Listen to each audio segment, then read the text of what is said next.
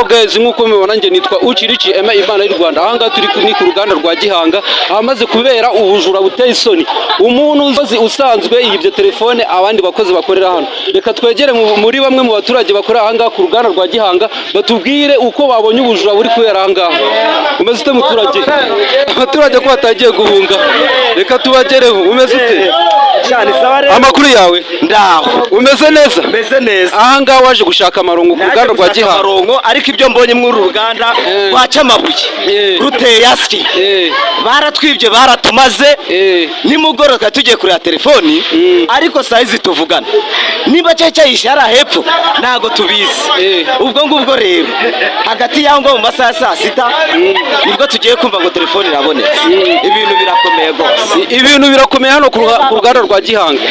Hari kube umuntu ashyira telefone ku muriro bagahita bayitwara. Vuba. None se kugira ngo telefone bayibone bigenze gute? Yewe yari afite umuhungu w'inshuti ye. Umuhungu w'inshuti ye ni umutanzi. Ubwo ngubwo amaze kumutanga cyakoze biba amahire telefone nabonetse. Niki mwabwira nk'abayobozi babayobora hano kugira ngo ubujura nk'ubu ngubu ntibuzongere kugaragara hano? Rero ubu ngubu twababwira buri muntu wese bamaso ya mugenzi wiwe. Natwe byari byatuyobeye. Imibyizi bari bagiye kwimarada. N'ukuri kw'Imana. Twumvishe ko abagaradaje ni mwebwe icyaha cyari kiri guhama. Abagaradaje kwa dufite ikibazo ubu ngubu. Kubona imitwe y'abantu 10 gose itwara agatelefoni ka 20. Ubu imibyizi bari bayimaze pe.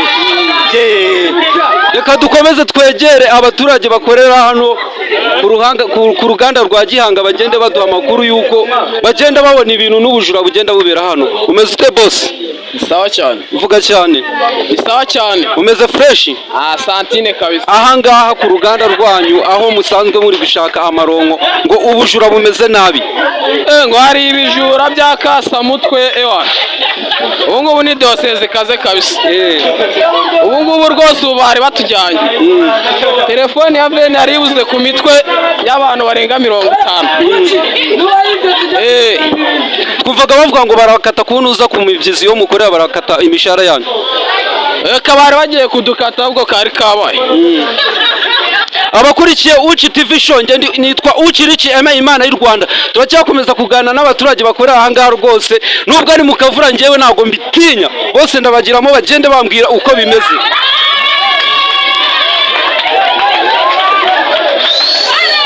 Umeze wowe? Abaturage batangiye gutinya. Data ngo umeze ute? Urabyumva ute ko ubujura bubera aha ngaha? Jewe ntago ibintu byumva kuko ntago uno muntu abaho umuntu yifata akajyana telefone kandi atari niyiwe. Kuko ntago umuntu yifata ngafata kuri telefone atayishyizeho narangiza bagenda gutanga umubyizi wa mubure ni wandurana naye bamubure. Wifata yavuga ngo yagiye kunywa icyayi kandi atari yagiye kukinywa. Ntago ibyo bintu bishoboka rero.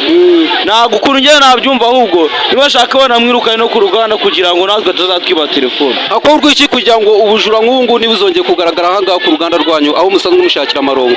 Nibashake ukundi kuntu bamuvana aha ngaha atazajyana ibintu yangiza mbere yo kuva aha ngaha. Murakoze cyane kuduha amakuru. Nge nitwa Ucirici Aime Imana y'u Rwanda. Iyi mwari mukurikiye ni Uci TV show. Tuzakomeza tubagezaho ibiganiro byacu birahari kuri Uci TV show. Ciao ndabakunda cyane.